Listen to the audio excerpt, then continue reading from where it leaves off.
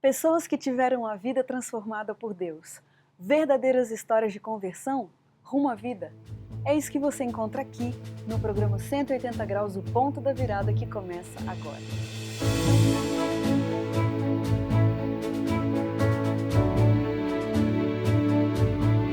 Quando sentimos o toque de Deus na vida, uma mudança acontece.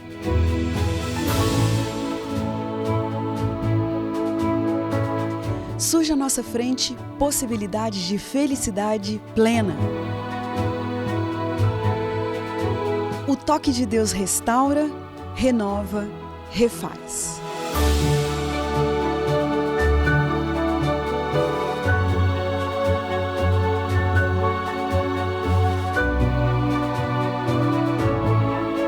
Hoje conheceremos uma pessoa que experimentou essa graça maravilhosa.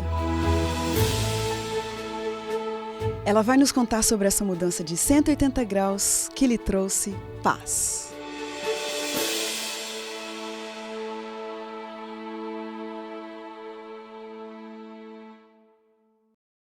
Caetano Belotti Filho nasceu em Mimoso do Sul, Espírito Santo, na divisa com o Rio de Janeiro. Ele teve uma infância muito feliz, junto com seus 3 irmãos, o pai, a mãe e as empregadas que ficavam por anos e passavam a fazer parte da família. Recebeu uma ótima educação católica, uma excelente formação acadêmica. Na verdade, com exceção da timidez e da insegurança na adolescência, tudo na sua vida correu muito bem. Até que um dia, aos 30 anos de idade, fazendo residência médica na Universidade Estadual de Campinas, a Unicamp, ele se deparou com o que mais desejava, a verdade, e não conseguiu resistir. Com todas as portas da vida e do sucesso escancaradas para si, ele decidiu entregar-se a Cristo e experimentar os mistérios de uma vida com Deus. Hoje ele está aqui para contar mais detalhes de como sua vida passou por uma transformação de 180 graus, e a gente está muito feliz, Caetano, porque você saiu de lá de Vitória, no Espírito Santo, para vir aqui. Muito obrigada, viu? Eu agradeço, eu também estou feliz por estar aqui. Que legal! Então quer dizer que você teve uma infância gostosa? Olha, realmente eu tenho boas lembranças. Ah, que legal! Era uma vida simples, mas muito gostosa. Éramos em 4 irmãos, todos homens, uma diferença de 2 anos mais ou menos entre cada filho. Você é o mais velho? Não? Sou o mais velho. Tinha também os primos que moravam ao lado. Então foi muito gostoso mesmo. A gente não tínhamos tantas facilidades como tem hoje, mas por outro lado tinha outras coisas que eram muito boas. A gente podia sair para a rua sem medo. Então a gente não ficava preso em um espaço pequeno, né? Como hoje em dia a gente vê muitas pessoas assim. Então ali a rua, a quadra, 1 quadra, 2 quadras, era os amigos exatamente, do era bairro. o lugar que a gente explorava. Era muito gostoso Ai, mesmo. que legal. Tenho muito boas lembranças. Achei muito legal também você ter inserido, né, as empregadas domésticas que passaram na sua família. Que legal isso, até hoje né? eu tenho lembrança. É, A né? Moura e a Maria Amélia. Como é que era o nome dela? A primeira chamava Moura, foi até quando a gente era um tá. pouquinho menor. Depois, quando ela saiu, eu lembro daquela dor de a Moura vai embora. A gente como se tivesse perdido um ente querido da família. Olha, que Depois legal. a Maria Amélia, que ficou com a gente até casar. Elas entravam e ficavam com a gente até casar. Puxa E realmente era um relacionamento, era mais um membro da família. Que legal isso. Como que era, Caetano, a formação moral que vocês tinham, né, que vocês receberam dos seus pais? Então, na verdade, a cidade que eu morava era uma cidade pequena. Naquela época, por exemplo, eu não conhecia, acho que só mais tarde, quando eu já tinha saído de lá, era maior, que foi abrir alguma outra igreja que não a igreja católica. Então, a igreja católica é onde que a gente recebeu a instrução, cheguei a ser coroinha, ajudei algumas missas, a celebrar algumas missas. Seus pais eram praticantes? Sim, a minha mãe tinha uma fé assim, mais a maneira que ela falava de Deus, ela era mais vibrante, mais entusiástica, né? Meu pai também demonstrava, tinha alguns princípios morais, mas talvez um pouco menos arredio na questão da fé. Mas a minha mãe sempre me ensinou a temer o nome de Deus, né? E assim, eu lembro, eu respeitei muito meus pais, Lembro que, assim, mesmo não estando na presença deles, aquilo que eles falavam para a gente é como se eles estivessem ali. Um respeito Respeito pela figura pela paterna, figura. eles sempre me ensinavam esse respeito, né? Que legal. Eu lembro disso direitinho, quando ainda era criança, junto com os outros colegas, a gente ia para um corguinho lá, e a mamãe falava, ó, não entra naquele corguinho. E eu estava com os colegas e eles falaram, entra aqui. Eu falei, eu não vou entrar. Por quê? Porque a mamãe disse para eu não entrar, mas ela não está aqui. Eu falei, mas ela disse para eu não entrar, não vou entrar. Te marcou na sua adolescência? Como que você descreveria o Caetano adolescente? Então, a adolescência já foi uma época um pouquinho mais insegura de minha vida. Aos 12 anos de idade, a gente saiu de Mimoso e foi para uma outra cidade, chamada Natividade. E aí, nessa época ali, eu era um pouco inseguro, um pouco Uma cidade tímido. maior ou Do pequena? mesmo tamanho, também pequeno. Cidades na faixa de 9 mil, 10, 11 mil habitantes. Cidades pequenas. Natividade era no estado do Rio, próximo à divisa com o Espírito Santo também. Mas aí eu já me sentia um pouco inseguro no relacionamento com as outras pessoas. Talvez até me sentisse algumas vezes um pouco inferiorizado. É como se você estivesse num ambiente, em determinado ambiente, e não soubesse onde colocar as mãos, né? Você fica um pouquinho um peixe fora d'água. Mas depois, devagarzinho, eu fui descobrindo meu espaço, fui descobrindo quem eu era, as minhas potencialidades e descobri que, quando eu tive a oportunidade de comparar, que ao contrário daquilo, na verdade eu estava acima da média, eu era melhor do que na maioria das vezes. Quando Você mesmo se e avaliava. fui, exatamente. Que legal. E aí você escolheu então a faculdade de medicina? Aí eu resolvi fazer medicina. Na verdade, desde quando eu era pequeno, eu escutava o papai falar, olha, quando vocês crescerem, vocês vão ser médicos. E aí, acabei indo por esse caminho, Você se né? mudou para São Paulo logo em seguida? Não, de Natividade, aí a minha família inteira mudou para Vitória, no Espírito Santo. Meu pai trabalhava no Banco do Brasil, e então ele pediu a transferência exatamente para que os filhos pudessem ter acesso à faculdade e a escolas melhores, sem que pudesse sair de casa, que eles pudessem estar junto acompanhando a gente. E aí fomos para Vitória, onde eu fiz o terceiro, fiz o pré-vestibular, aí prestei o vestibular e entrei na Faculdade Federal do Espírito Santo. Meus irmãos também, um fez medicina também na Universidade Federal, o outro fez direito também lá em Vitória, na Federal, e o outro acabou fazendo odontologia. Nesse período de graduação, como que ficou a sua noção de Deus, seu contato com Deus? Você continuava indo à igreja?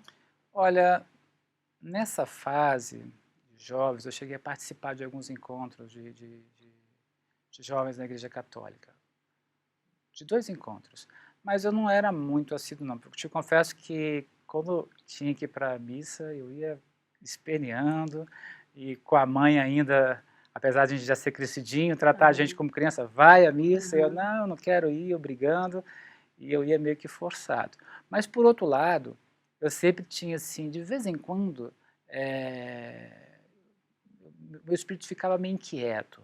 Eu sentia que havia realmente algo, que havia um Deus, e que eu tinha vontade de buscar. E lembro, às vezes, até de um episódio lá em Vitória já, em que havia uma Bíblia na minha casa, que ela ficava sempre aberta assim. E eu passei na sala assim, vi aquela Bíblia aberta, eu falei, engraçado, essa Bíblia fica aberta aí, mas a gente nunca lê. Aí eu falei assim, vou fazer uma coisa, vou tentar ler essa Bíblia. E abri a Bíblia para falar, mas vai ser a última vez que eu vou tentar ler, e eu gostaria que Deus realmente me ajudasse. Eu abri a Bíblia aleatoriamente num determinado texto, nem lembro exatamente qual foi o texto que caiu. Deve ter sido algum texto do Velho Testamento, porque tinha muita figura de linguagem. Não sei se havia figura de bestas, alguma coisa assim. Eu li e não entendi nada. Eu fiquei bravo, fechei a Bíblia e falei, ó, pum, das duas umas. Ou aí tem uma verdade muito grande que eu não compreendo, ou então é tudo baboseira. De uma ou de outra alternativa, eu não vou abrir mais, porque se eu não compreendo, não adianta, se é baboseira, não vale a pena. E fechei a Bíblia ali, e dali só voltei a abrir realmente um pouquinho mais, com discernimento, já aos 30 anos foi quando eu conheci. Né? Nesse meio tempo, eu comecei a ter algumas assim, influências assim, da doutrina espírita. Não que eu frequentasse, não cheguei a frequentar nenhum centro espírita ou nenhuma reunião, nada disso.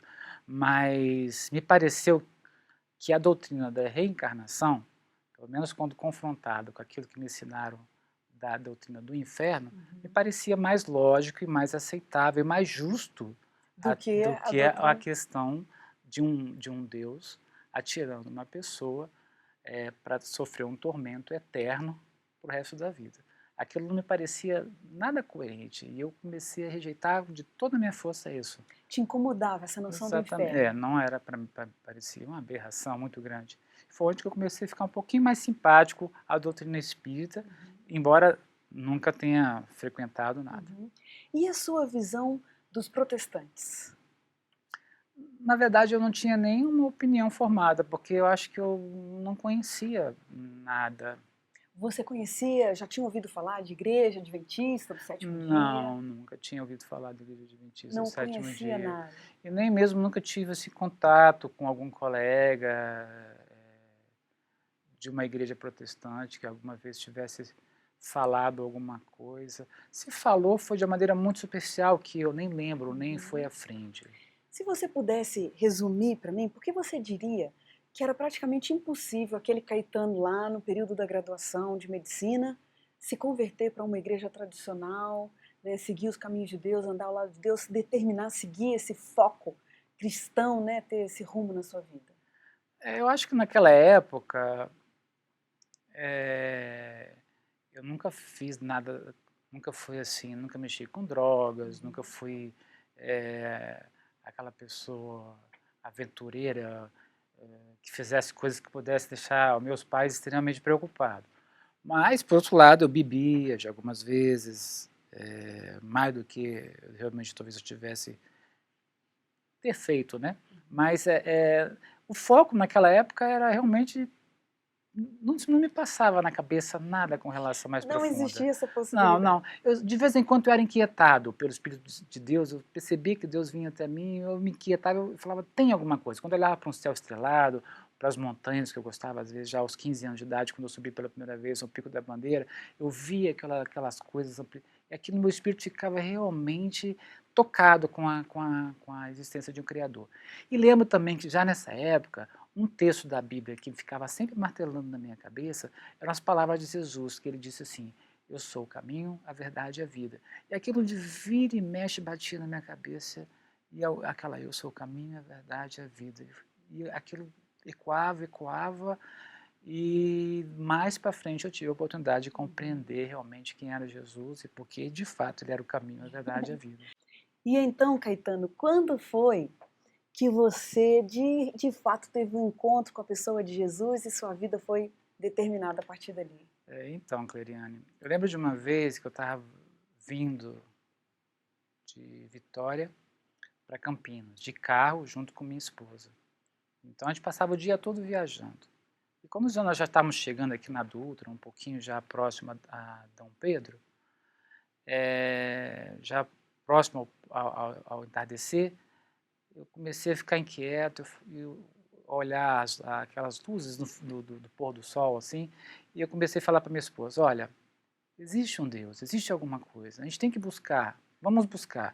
Quando a gente chegar lá em Campinas, vamos de novo procurar a Igreja Católica lá, que talvez seja diferente de lá de Vitória, que lá eu já sabia que não tinha mais. E nós chegamos então, naquela primeiro final de semana, nós fomos à igreja.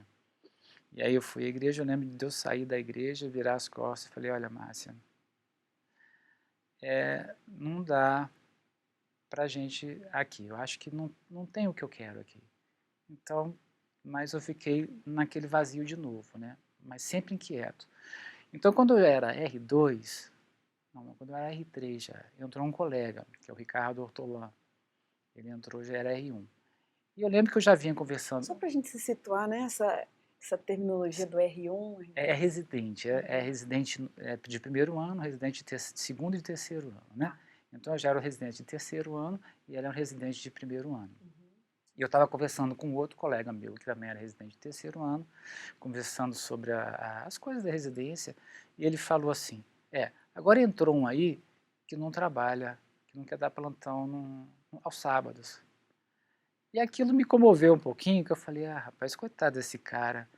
Ele deve ser um desses radicais, que não tem a cabeça muito no lugar.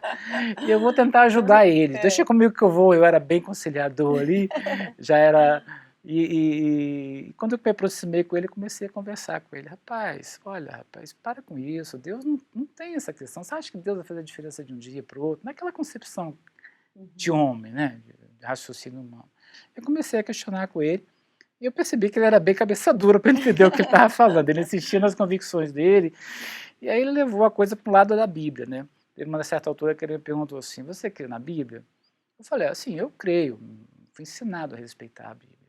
E ele falou, talvez você queira ter algum estudo então. Eu falei, pode até ser. Mas aí a conversa ia, parava. Depois a gente se encontrava mais uma outra semana e conversava. E eu tinha essa questão do inferno, como falou, que para mim a Bíblia ensinava isso. E isso realmente não descia na minha garganta. Um determinado dia eu ia conversando com o Ricardo, e a gente... Que era esse... O Ricardo, que era o amigo que tinha entrado, que era o R1, né? E aí ele veio conversando, discorrendo sobre um determinado assunto, e com certeza a conclusão do assunto era o que havia de acontecer com as pessoas que não aceitassem a Deus. E aí no final eu falei assim, né, Ricardo? E depois joga para o inferno, né? Aí ele falou comigo, inferno? Que inferno?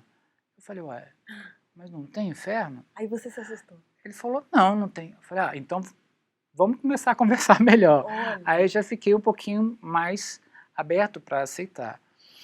E também ele me presenteou com um livro chamado Grande Conflito. E você leu esse livro? Aí eu comecei a ler esse livro, né, sem frequentar a igreja, não tinha nada com a igreja, era só o contato que eu tinha ali, de algumas trocas de ideia. Então, lendo esse livro, havia uma parte dela em que a escritora ela fazia um paralelo da primeira vinda de Cristo com a segunda volta de Cristo. Então, ela dizia que, da mesma forma que na primeira vinda de Cristo, os principais, os sacerdotes, não estiveram aptos a discernir os sinais dados na Bíblia da sua vinda, assim haveria de ser na segunda volta de Cristo. Em que a maioria das pessoas, as pessoas mais importantes, também não estariam discernindo os sinais. E aí, naquele momento, me despertou meu espírito e eu acreditei que Jesus Cristo ia voltar. E como também eu estava muito inquieto com as coisas do mundo, que olhava um governo sucedendo o outro e era sempre aquela mesma história de inflação, cada um decepcionava de um jeito. E aí minha esperança nasceu, vibrou ali. Naquele momento eu estava na cama sozinha, minha esposa não estava em casa nesse dia, devia estar no plantão, que ela também é médica. E eu lembro que na hora que eu li aquilo ali, eu dei uma mexida na cama assim, o meu espírito deu aquela alegria e correram lágrimas de alegria naquele momento ali. Eu criei na volta de Cristo e ali meu coração se abriu. E logo depois o Ricardo levou um pastor chamado Otávio Costa para que desse estudo para a gente. Então a gente começou a estudar a Bíblia. Para a gente, quem que você... Eu e minha esposa estudamos juntos. Estudamos juntos. Não tive grandes dificuldades, a minha esposa assim, ela... Mesmo com o dia do sábado? Não, na verdade, assim, a partir do momento em que eu confessava que a Bíblia era a palavra de Deus, eu tinha que ter coerência. Então, embora pudesse não ser conveniente para mim o sábado, ele pudesse me trazer algum transtorno, porque eu ia ter que passar a nadar contra a correnteza, eu não tinha como negar. Ou eu tinha que ser coerente. Eu não podia confessar que a Bíblia é a palavra de Deus e pegar parte delas que não são convenientes a mim e jogar fora. Eu não poderia fazer isso. Então, eu tive que aceitar. A dificuldade foi de você aprender a conviver, porque realmente você vem anos e anos e anos vivendo um determinado estilo de vida. Quando você vai mudar de uma hora para outra, é um pouco gradativo, mas a gente começou a se adequar. E minha esposa também, ela aceitou bem. Ela já vinha de uma família que era assim menos assim voltada, mais secularizada, talvez, pudesse ser o termo mais correto. Mas como ela era muito ligada a mim, ela sempre foi muita companheira em tudo aquilo que eu fazia, Eu acho que ela também, mais uma vez, foi minha companheira nisso. Então, olha, Olha, se você quer ir por aí, vamos por lá. que E aí legal. ela parou para ouvir por esse motivo e depois ela foi se convencendo também Agora, daquilo. Caetano, eu fico ouvindo essa história, eu fico encantada de ver como Deus é. Ele faz um trabalho personalizado, né? Para É, cada um de um jeito. Agora, essa coisa de ter um encontro com a pessoa de Jesus Cristo, né? De ter o rumo da sua vida mudado, porque num primeiro momento o seu foco era você, sua carreira, seu sucesso, de repente. E agora você se submete e fala: não, a minha vontade em segundo plano, eu quero ser guiado por uma meta superior, né? Com que palavras que você me descreve esse trabalho que Deus faz? olha, essa aí é a nossa grande luta, né? Porque existe um momento da vida da gente e que a gente se depara com... seria um momento decisivo. Né? Na verdade, o Espírito Santo ele vai trabalhando com você desde que você está indo no ventre da mãe. Uhum. Ele vai trabalhando, vai trabalhando, trabalhando. Chega um determinado momento, que é o ápice, o apogeu daquele trabalho do Espírito Santo, em que ele usa tudo o que ele fez, parece que ele já fez. E você vai aceitar, ou você vai rejeitar. Né?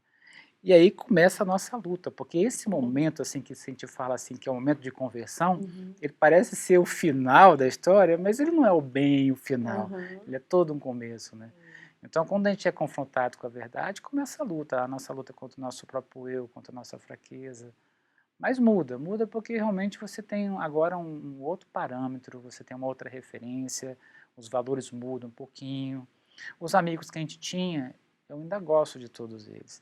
Mas como a gente passa a viver de uma maneira diferente, a gente vai naturalmente se afastando, né? Então, ocorre essas mudanças. Mas, apesar de eu ver ainda em mim muitas coisas que precisam melhorar, muitos pontos que são fracos, de temperamento, é, o norte eu sei qual que é. Eu sei realmente, eu descobri aquelas palavras que Jesus Cristo é o caminho, a verdade, a Bíblia, realmente a vida, né? Eu sei que é. E hoje o testemunho que eu posso dar é que realmente a Bíblia é a palavra do Deus vivo, que Cristo de fato é o Filho do Deus vivo e que este é o caminho que nós devemos trilhar por ele. Que coisa linda, que testemunho maravilhoso. Vamos então para o nosso momento aqui do ping-pong no nosso programa. Vamos lá?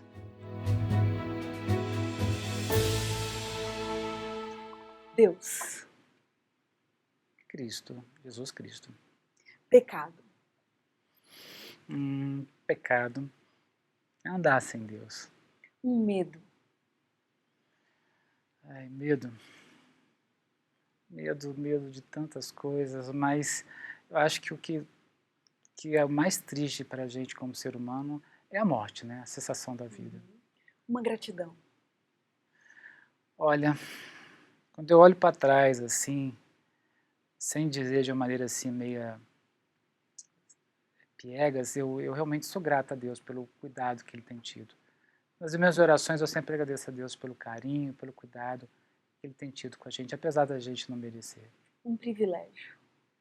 Olha, me sinto muito privilegiado por várias coisas, mas eu te digo, eu sou privilegiado por conhecer a verdade.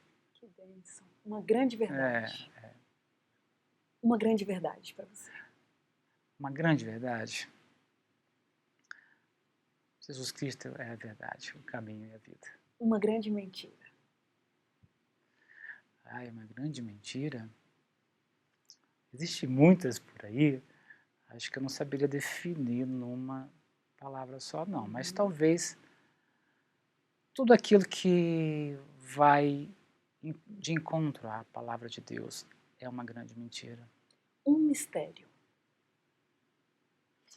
Vários, mas eu não consigo entender a encarnação de Cristo, não consigo entender tantas outras coisas. Casamento. Casamento? Sou casado quando você fala em casamento, eu lembro de minha esposa. Claro. Há 23 anos casado com minha esposa Márcia, companheira fiel e ajudadora. E Legal. paciente, bastante paciente. Um versículo da Bíblia que te acompanha. Olha, vários, mas eu gosto muito dessas palavras de Cristo quando ele diz que eu sou a ressurreição e a vida. Aquele que crê em mim, mesmo que eu esteja morto, mesmo que esteja morto, viverá. Que coisa linda. Olha, Caetano, eu fico muito honrada de você estar aqui no nosso programa, ter saído lá do Espírito Santo vir aqui para contar para a gente que você descobriu a verdade, que você tem um norte na sua vida. E o que a gente deseja para você é isso, que você tenha força, que possa dirigir a sua vida, a sua família nesse caminho. Muito obrigada pela sua presença. Eu que agradeço, eu que agradeço. E a gente termina o programa 180 Graus, o ponto da virada, feliz por essa história tão maravilhosa. E como diz o texto bíblico, era preciso que nos regozijássemos e nos alegrássemos, porque esse teu irmão estava morto e reviveu, estava perdido, mas foi achado. Um grande abraço para você e até a próxima semana.